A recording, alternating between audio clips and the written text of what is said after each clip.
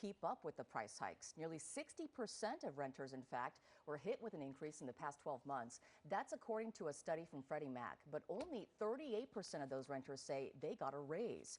And a third says their pay hike won't cover their rent increase. Well, the group that gets hit hard by housing affordability in LA County is women of color. That insight is coming from the nonprofit organization Gender Equity Policy Institute. And Kcal Dt's Amy Johnson is in the newsroom now with the new findings on LA County's housing affordability. Amy. Well, Leslie and Susie, researchers found the burden of high housing costs falls heaviest on people of color and women, especially Black and Latina.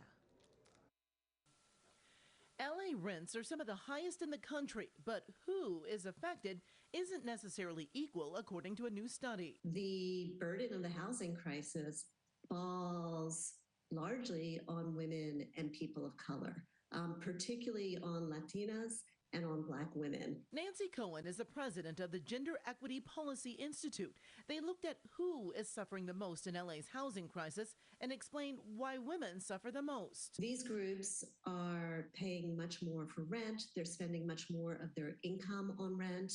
Many of them are spending more than half of their entire income on rent. In fact, the study showed 53% of women in Los Angeles County are rent burdened compared to 47% of men.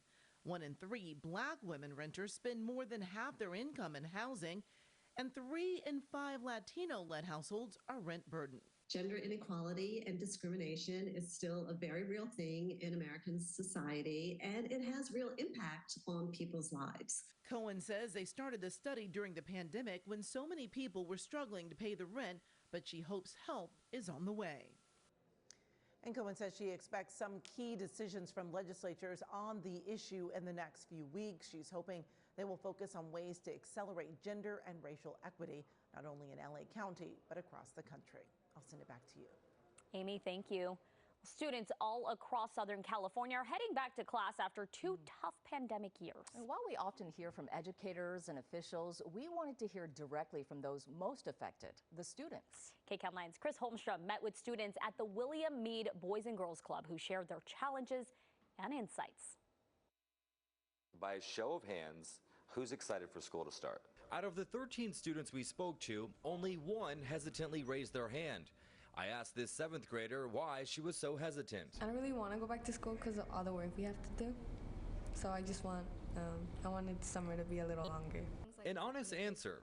These students feel differently. I'm excited about like all the senior activities and then things we're going to be doing. I'm excited because I get to see my friends and we get to learn more new things.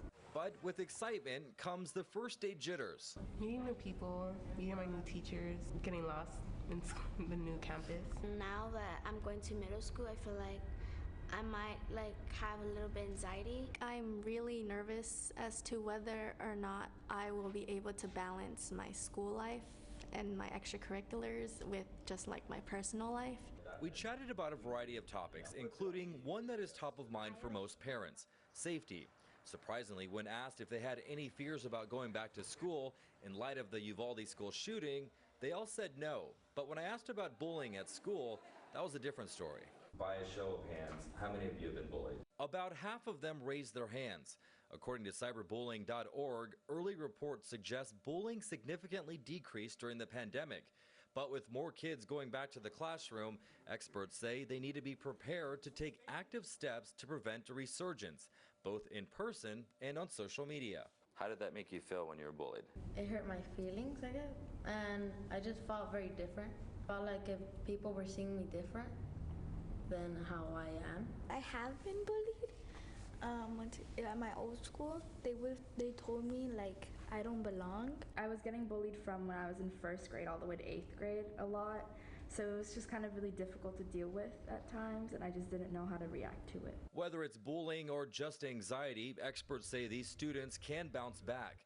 But it's important for parents or guardians to help make sure the transition into the new school year is easier.